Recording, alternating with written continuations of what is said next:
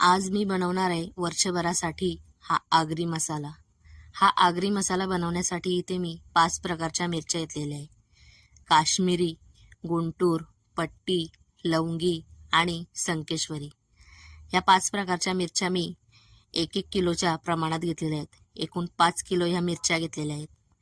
ह्या मिरच्या छान अशा उन्हामध्ये सुकवून घेतलेल्या आहेत आणि यांचं देठसुद्धा मी काढून घेतलेलं आहे. मिरच्या उन्हामध्ये छान अशा सुकून घ्यायच्या आहेत 1 ते 2 दिवस. आणि जे आपले खडे मसाले आहेत ते सुद्धा आपण उन्हामध्ये सुकून घेणार आहोत. इथे मी 24 प्रकारचे खडे मसाले वापरलेले आहेत. सर्व मसाल्यांची यादी मी डिस्क्रिप्शन बॉक्समध्ये देत आहे, नक्की चेक करा आणि तुम्ही सुद्धा या प्रकारे मसाला बनवू शकता.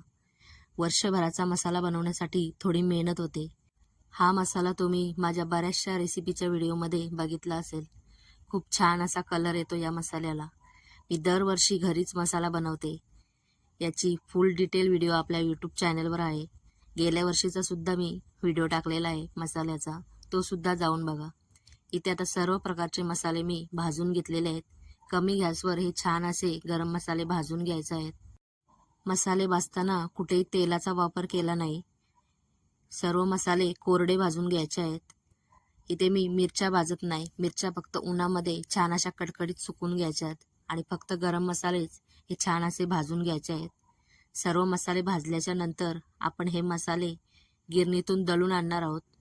मसाला दळून आणल्याच्या नंतर एका प्लॅस्टिकवर हा मसाला पूर्णपणे पसरवून ठेवायचा आहे आणि त्याच्यानंतर थंड झाल्याच्या नंतर हे मसाले पिशवीमध्ये भरून त्याच्यामध्ये 1-1 खडा हिंग टाकून हा मसाला वर्षभरासाठी पॅक करून तुम्ही ठेवा. व्हिडिओ आवडल्यास लाईक करा.